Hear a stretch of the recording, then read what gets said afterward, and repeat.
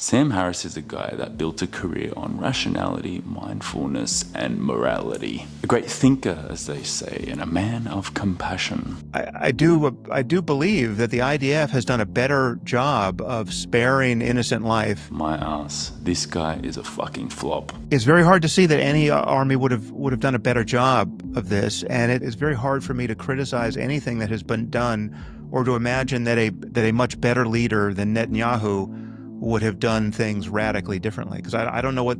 He's defended the oppressor, denied the genocide, moralized mass murder with a calm and privileged voice. When you're talking about just how the war has been prosecuted in Gaza, I'm not sure, even if you had the most impeccable, most rational, most compassionate people in charge, I'm not sure what tactical and strategic decisions would have been made differently. Would you get a load of this fucking guy? This is what he believes. Let's be clear, calling it a genocide is not some emotional exaggeration of what's happening. The world's leading genocide scholars, people that have studied the Holocaust, Rwanda, and Srebrenica, have called it what it is. Rightfully so, a genocide. People like this guy, Omar Bartov, one of the world's top Holocaust scholars, says, destruction in cities in Gaza is greater than the destruction of Hiroshima in nuclear weapons. Omar Bartov, who's a leading Israeli genocide scholar and a Holocaust historian, has called it exactly that. A third of those killed are children. Over 1,000 of those killed are children below the age of 1. That's a ratio that has not existed in the 21st century. And then there's Raz Segal,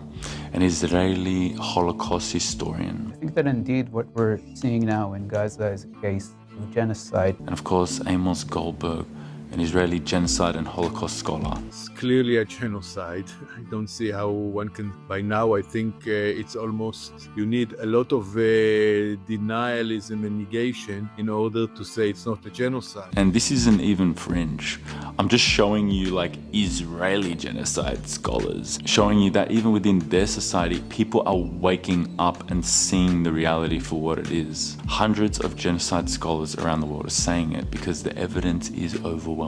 And it's not just scholars, it's the leading human rights organizations of our time. Amnesty International has concluded that Israel is committing genocide in Gaza. B'Tselem and Physicians for Human Rights, two of Israel's largest human rights organizations, have rightfully called it apartheid, ethnic cleansing, and genocide. These are people there on the ground studying, gathering massive amounts of evidence. Human Rights Watch, Médecins Sans Frontières, Doctors Without Borders, even over 500 UN staff, many risking their careers. So this isn't a debate anymore. It's a cover-up, and Sam Harris is actively participating in that. Yeah, I'm really, just kind of an unapologetic Zionist at this point. Sam Harris has also denied that Israel is an apartheid state. Oracle concept, like apartheid, and placing it or forcing it onto an irrelevant set of facts. Those lies and half-truths, and you just ran through many of them. I mean, things like apartheid and genocide. According to him, the system that controls the 5 million Palestinians, from checkpoints to segregated roads, dual legal systems, areas where depending on what religion you are, you can't live, you can live, land theft and restricted movement isn't apartheid.